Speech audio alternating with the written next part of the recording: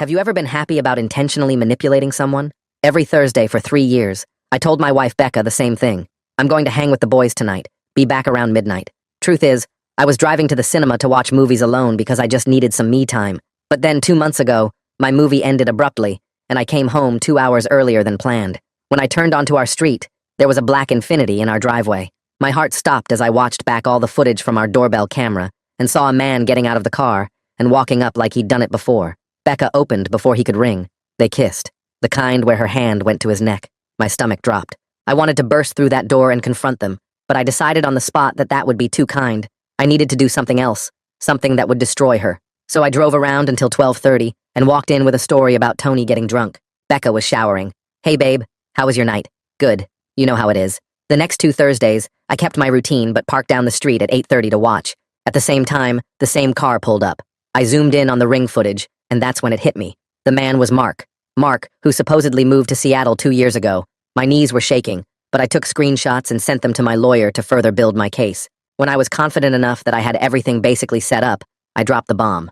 Becca was going on about her fake plans for when I left for boys' night, when I randomly blurted out, "You know who I miss? Mark. That guy and I used to have so much fun before he moved to Seattle." Her fork stopped halfway to her mouth, just for a second. "Yeah, Mark was great. You guys still text though, right? Sometimes." The next morning, she woke up different with this nervous energy. She made some phone calls behind closed doors, and since it was Thursday during lunch, she texted, "What time are you heading out tonight?" She never asked before, so I knew the comment about Mark got her. Probably 7:30, why? Just wondering. The guy's doing anything special? Same old. After work, she was cooking in full makeup. "You look nice," I said. "Just felt like making an effort for you to come home to." But she kept checking her phone and setting it down, then picking it back up. At 7:15, she practically pushed me out. "Don't want you to be late. Tell everyone I say hi." I drove to my regular spot down the street where I watched them, but this time there was no car that showed up. And at 9:15, Becca's own car pulled out. I followed her. First stop, O'Malley's Sports Bar, where she thought I'd be. She walked in confidently, then came out 5 minutes later looking confused, checking her phone, scanning the parking lot. Then she got back in her car.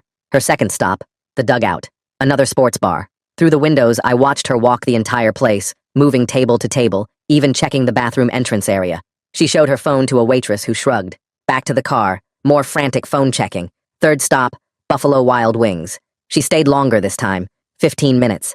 I could see her at the bar talking to the manager, showing him something on her phone, probably my picture. He shook his head, pointed to their mostly empty tables. Thursday wasn't exactly prime sports bar night. Fourth stop, the dive bar where Tony actually used to drag us. She went straight to the bartender. I slipped in through the side door, ducked into the hallway by the bathrooms, heard her say, "Every Thursday night."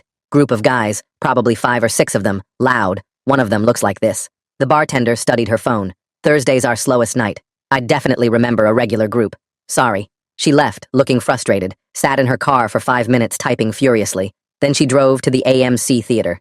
I gave her a 10-minute head start, then walked in through the side entrance. She was at the concession stand, talking to the teenage manager. Showed her phone again. He pointed toward the theaters. She went to check each one, opening doors, scanning the sparse Thursday night crowds. I went back to my car. 20 minutes later, she emerged, looking defeated. Sat in her car for another 10 minutes. Through her rear window, I could see her on the phone, gesturing with her free hand. Probably calling Mark, probably saying she couldn't find me anywhere, that maybe I knew, that Thursday nights might not be safe anymore. She even drove by 2 more bars on the way home. Quick stops, desperate checks. When I got home at my usual time, she was on the couch with wine, trying to look casual, but her leg was bouncing. "How was your night?" Studying my face. "Good. Same as always." "Yeah? Where exactly did you guys go?" "O'Malley's." "Why?" Her jaw clenched. "No reason. Just curious." "Was it busy?" "Pretty dead, actually." "Who all was there?" "Haven't heard their names in a while." "The usual crew." Each answer made her fidget more. She stood abruptly. "I'm tired. It's been 2 hours." I could hear her upstairs on the phone, voice low but urgent. Probably with Mark, probably trying to figure out if I know, if Thursday nights are blown, if mentioning his name was a message. The next day, I was ready to confront her. Saturday morning came, and I heard the shower turn on upstairs at exactly 9:15, like it always did on weekends. I grabbed my laptop from the office and set it up on the kitchen table, right where she'd have to walk past to get her coffee. The ring footage was already loaded, paused on that perfect frame of her and Mark kissing at our front door. My hands were steady as I adjusted the screen angle to make sure she couldn't miss it. The coffee maker gurgled and filled the kitchen with that dark roast smell she loved. I poured myself a cup and sat down facing the stairs, waiting. The shower stopped after 12 minutes. I heard her moving around upstairs, the closet door opening, drawers sliding shut. My heart was pounding, but I kept my breathing normal. Finally, her footsteps came down the hall and started down the stairs. She was humming something, probably feeling relieved that I hadn't said anything about Thursday night. Her bare feet hit the kitchen tile, and she walked straight toward the coffee maker in her white robe, hair still damp. Then she saw the laptop screen. She froze completely, one hand reaching for a mug that never made it off the shelf. Her face went from relaxed to white in about 2 seconds. She stood there staring at the screen, at herself, kissing Mark, and I watched her realize that I'd known for 2 whole months. That Thursday night wasn't about me finding out, but about me watching her panic and search for me all over town. Her mouth opened, but no words came out. I took a sip of coffee and told her my lawyer already had copies of everything. 8 different Thursday nights, all documented, all showing the same thing. She started to say something, but I held up my hand. When you're ready to be honest about everything. Her legs seemed to give out, and she sank into the chair across from me, hands shaking so bad that when she finally poured coffee, it splashed over the rim and made a puddle on the table. She grabbed a paper towel and wiped it up, probably just to have something to do with her hands. Then she looked at me and said it started 6 months ago when Mark reached out. He was having marriage problems and needed someone to talk to. She swore it only became physical 2 months ago. I pulled out my phone and opened Mark's Facebook, scrolling through months of photos. No wife in any of them for over a year. His relationship status had been single since last January. I turned the phone toward her and watched her story about comforting him through marriage problems fall apart. She knew I knew she was still lying. Her hands went to her face, and she started crying. Real ugly crying with her shoulders shaking. She said she was lonely because I was always gone on Thursdays and weekends with the guys. The words hung there between us. The irony was so thick I could taste it. All those Thursday nights I'd been sitting alone in dark movie theaters eating popcorn and watching whatever was playing. Just needing some space from everything, while she was in our bed with Mark. But I kept that truth to myself for now. I told her to call Mark right now on speaker and tell him it's over. She shook her head and said that was cruel. Cruel? I leaned forward. You brought him into our house, into our bed. She picked up her phone with shaking fingers and found his number. Her thumb hovered over it for a few seconds before she pressed call. It rang 3 times before Mark answered with a cheerful, "Hey, beautiful." She took a deep breath and told him I knew everything. The silence stretched for what felt like forever, but was probably 10 seconds. Then his voice came through different, careful. How much does he know? I leaned toward the phone. Everything, Mark, including your fake Seattle move. The line went dead immediately. Becca set the phone down and looked completely defeated, like someone had pulled all the bones out of her body. I told her we had 2 choices. We could do this divorce civilly with mediation, or we could go to court where all the evidence would become public record. Her friends would see it. Her parents would see it. Everyone at her work would know exactly what happened. She nodded slowly and said, mediation was fine. Then she asked if we could try counseling first. I actually laughed. Not a mean laugh, but a real one because it was so absurd. She wanted to save a marriage she'd been destroying every single Thursday for months. She wanted to fix something she'd been breaking on purpose, while I sat alone in movie theaters thinking I was the one with the problem for needing space. I told her we could do 1 session for the paperwork, to show we tried, but that was it. She nodded again and went upstairs. I heard drawers opening and closing, hangers scraping across the closet rod. She came back down 20 minutes later with a suitcase, said she'd stay with her sister for a while. I didn't fight it. The house felt different with her gone, like the walls could finally breathe again. I spent the rest of Saturday walking through rooms and seeing them differently. The couch where they probably sat together, the kitchen where they cooked meals, the bed I'd been sleeping in not knowing. Sunday, I met with my lawyer again to file the paperwork. She pulled out a thick folder and spread the screenshots across her desk, pointing to timestamps and dates that showed a clear pattern. The evidence timeline proved everything was deliberate and planned, which would help with asset division in our state since adultery affects settlements. She suggested we hire a private investigator to dig deeper, because there might be more we didn't know about. I agreed immediately, wanting the full truth, even if it hurt worse than what I already knew.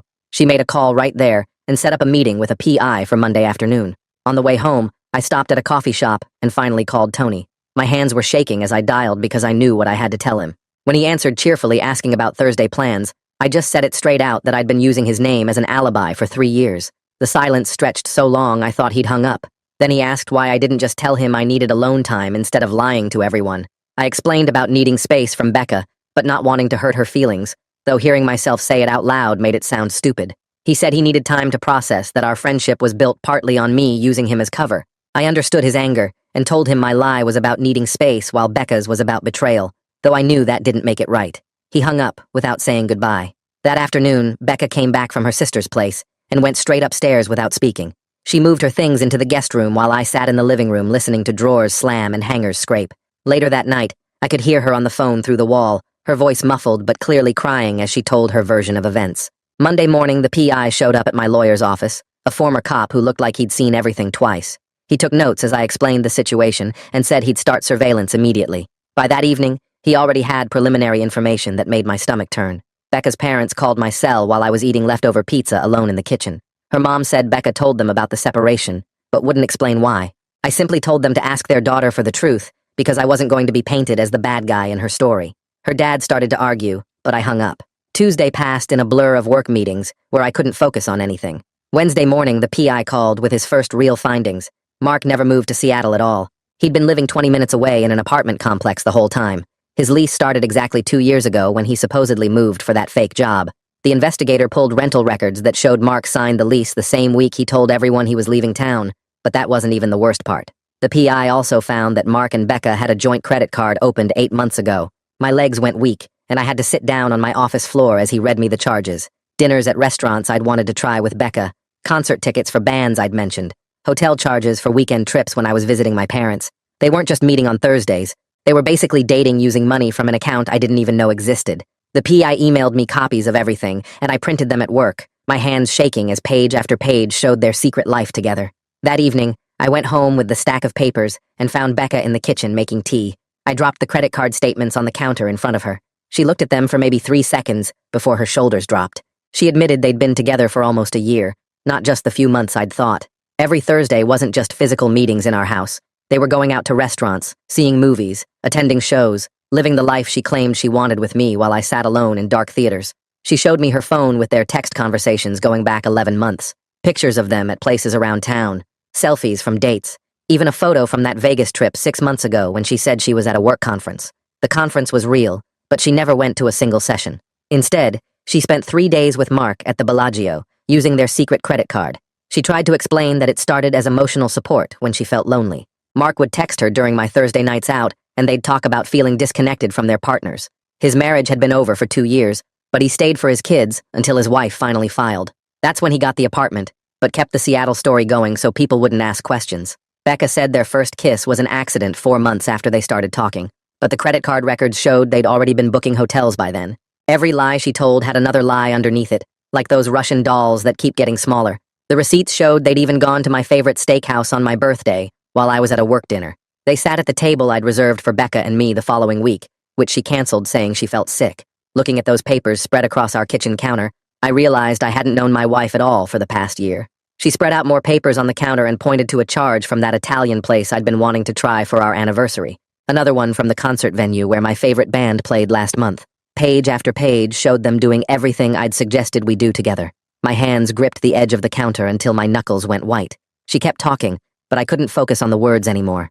I picked up one receipt from a steakhouse dated 3 weeks ago when she said she had to work late. The timestamp showed 8:47 p.m., and the bill was for 2 people. I set it down and looked at her. "I need to tell you something." She stopped mid-sentence and waited. I took a breath and said I hadn't been with the guys on Thursday nights. Her face went blank. I explained how for 3 years I'd been going to the movies alone because I needed space from her constant need for attention. The way she always wanted to do something together every single night. How she'd get upset if I wanted to read or watch TV by myself. Her mouth opened, but nothing came out. Then her face went from guilty to angry to confused all within seconds. She sat down hard in the kitchen chair and stared at the floor. I sat across from her. Neither of us spoke for what felt like forever. 20 minutes passed with just the sound of the dishwasher running. We both sat there processing that we'd been lying to each other for years. Sure, my lie was about needing alone time while hers was about another man. But we'd both picked lying over just talking about what we needed. She finally looked up and said we should try counseling. I agreed, but only because my lawyer said it would look good for the divorce. She made the appointment for Thursday, which felt like the universe laughing at us. Thursday came, and we drove separate cars to the therapist's office. We sat on opposite ends of a brown leather couch while Dr. Hanley asked why we were there. Becca jumped in first with her version about how I was always distant and never wanted to spend time with her, how I chose my friends over her every week, how she felt lonely in her own marriage. Dr. Hanley nodded and took notes while Becca painted herself as the victim. When it was my turn, I pulled out my phone and found one of the Ring videos. I turned the screen toward the therapist. "This is why we're really here." The video showed Mark walking up to our door and Becca greeting him with a kiss. Dr. Hanley watched without any change in her expression. She handed the phone back and adjusted her glasses. She suggested that individual therapy might be more helpful at this point. Trust after this level of lying would take years to rebuild if it was even possible. The session ended early, and we walked out to our cars without talking. I drove straight to the bank and walked up to the counter to open my own account. The teller recognized me from years of joint deposits and asked how Becca was doing. I just said we were making some financial changes. She nodded like she understood and helped me set everything up. Friday morning, the PI called and said he had the full report ready. I met him at a coffee shop where he handed me a folder that was thicker than I expected. Mark had been to our house 43 times in the past year, according to the surveillance. Sometimes he stayed overnight when I was traveling for work conferences. The PI had photos of Mark's car in our driveway at 2 a.m. on nights I was gone. There were receipts from hotels near my parents' house when I'd visit them, and Becca would say she couldn't come because of work. The worst part was finding charges for a Vegas trip 6 months ago. Becca had told me she was going to a work conference that weekend. The conference was real, and she was registered, but she never went to any sessions. Instead, there were charges at the Bellagio under their joint credit card. Photos from the hotel security footage showed them checking in together. 3 days in Vegas while I thought she was at boring work meetings.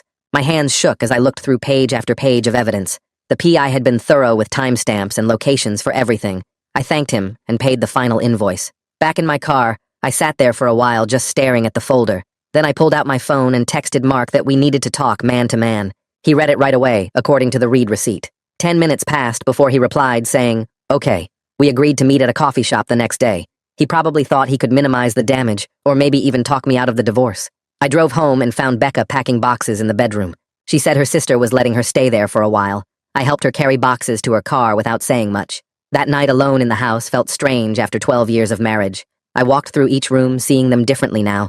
The bed where Mark had slept, the shower they'd used together, the kitchen where they'd cooked meals while I was supposedly out with friends. Everything felt dirty somehow. I called a cleaning service and scheduled them for the next morning. Then I started looking at apartment listings online. Even if I got the house in the divorce, I didn't want to live with all these memories. The cleaning crew arrived early, and I left them to their work while I went to meet Mark. The coffee shop was mostly empty when I got there, just a couple people on laptops and Mark already sitting in the corner booth looking like he hadn't slept. He stood up when he saw me and started with this whole speech about how sorry he was and how things got out of hand. I cut him off and sat down across from him. I asked him straight up if he ever felt bad knowing I thought he was in Seattle this whole time. His face went red, and he looked down at his coffee cup for a long time before answering. He said they told themselves I wouldn't care since I was always out with the boys anyway, that I probably wanted space from Becca too. The way they built this whole story to make themselves feel better about what they were doing made me sick to my stomach. I had my phone recording in my shirt pocket and made sure to lean forward so it would pick up everything. He kept going about how it started innocent, just two old friends catching up, but then feelings developed and before they knew it, things went too far. I asked him point blank if he loved her. He stopped mid-sentence and stared at me for maybe 10 seconds before saying yes, but it came out more like a question than an answer. Then I asked if he was ready to support her financially, because she was about to lose half of everything in the divorce. His whole face changed like someone had dumped cold water on him. He started stuttering about how they hadn't really talked about the future in concrete terms, that everything was just day by day.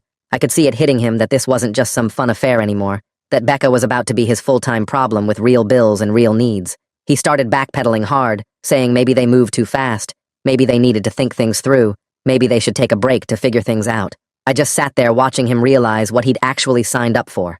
After another 5 minutes of him basically talking himself out of the whole relationship, I stood up and left him sitting there with his cold coffee. The drive home took 20 minutes, and when I pulled into the driveway, Becca's car was packed with boxes, and she was carrying more out. She saw me and stopped, holding a box of kitchen stuff, and said her sister was letting her stay there for a while.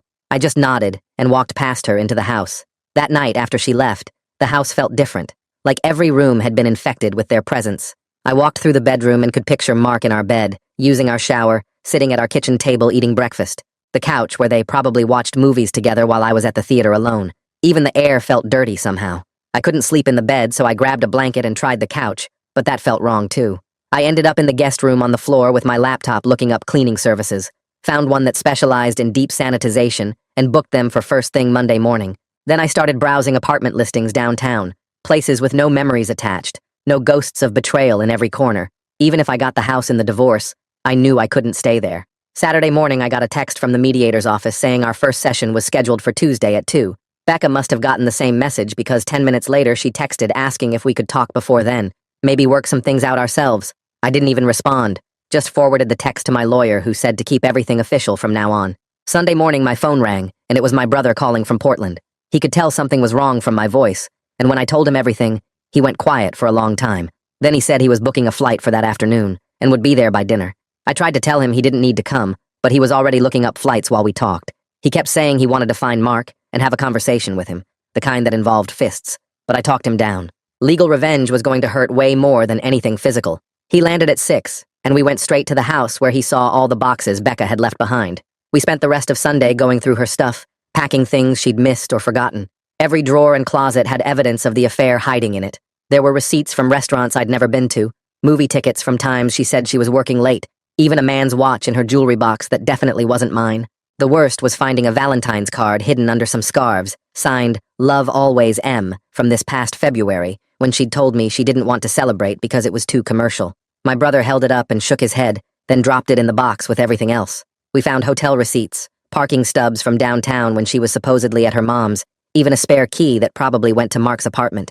Every new thing we found made my brother angrier, but I just felt numb, like each discovery was just confirming what I already knew. By Monday morning, we had 12 boxes packed and labeled, ready for her to pick up whenever she wanted them.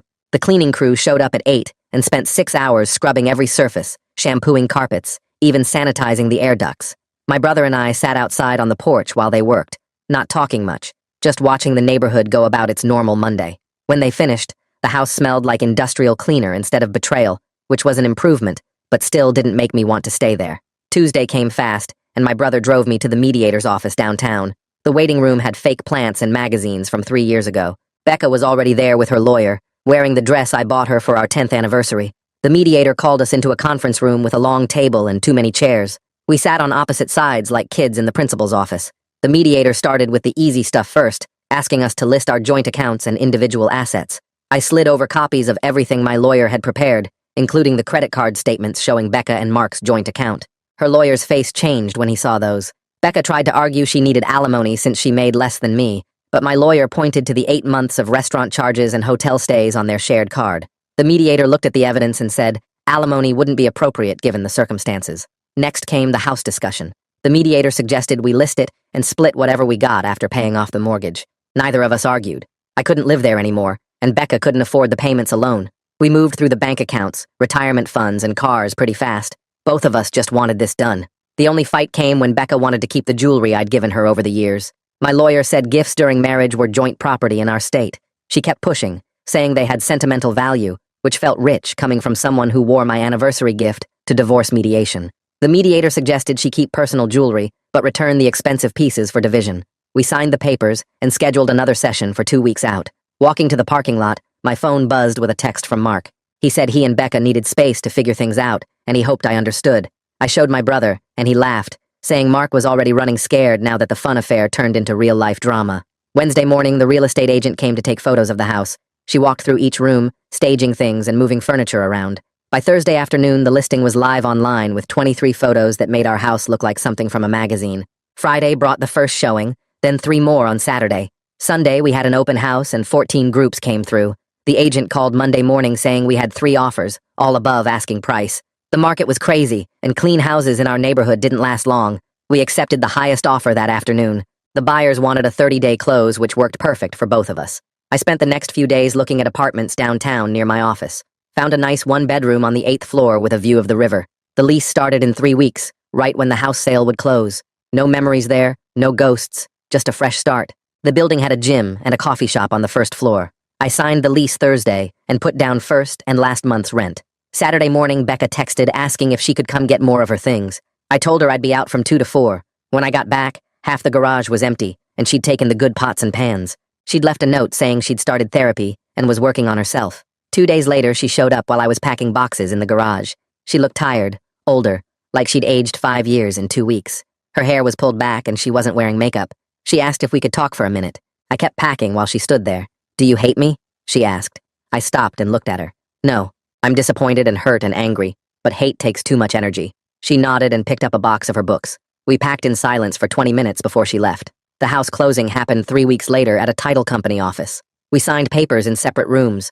The lawyer brought me a check for my half of the proceeds. 12 years of marriage turned into a bank deposit.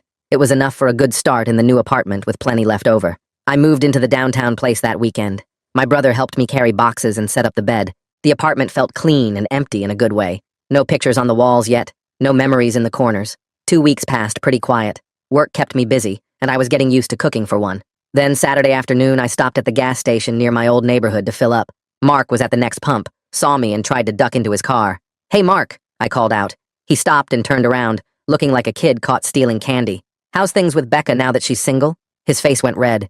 He mumbled something about it being complicated and needing to go. I watched him drive off without even finishing pumping his gas.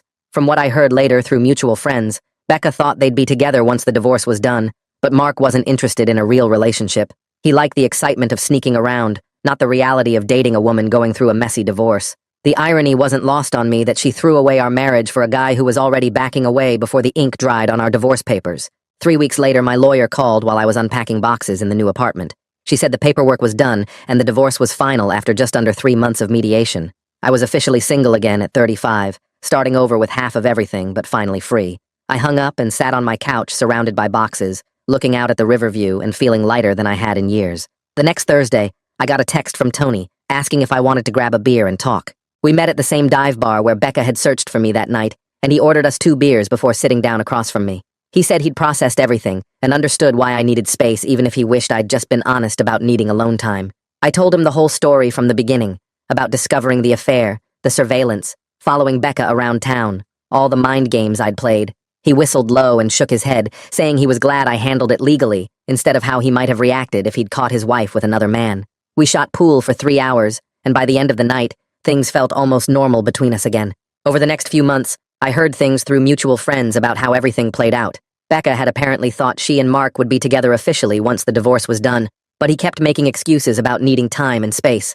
She'd call crying to her friends, saying she didn't understand what changed since he'd been so into her during the affair. 3 months after the divorce was final, I heard she'd started dating some guy from her gym who didn't know about any of the drama. Mark had actually moved to Seattle for real this time, running away from the mess he'd helped create and probably looking for his next married woman to chase. Meanwhile, I'd started seeing a woman from my apartment building who lived 2 floors down. She was a nurse who worked long shifts and didn't know anything about my history with Becca. We'd run into each other at the coffee shop downstairs a few times before she asked if I wanted to grab dinner. It was casual and easy with no pressure or lies, just 2 people enjoying each other's company without any games or deception. She'd come over and we'd cook together or watch movies on my couch. Simple things that felt good after all the drama.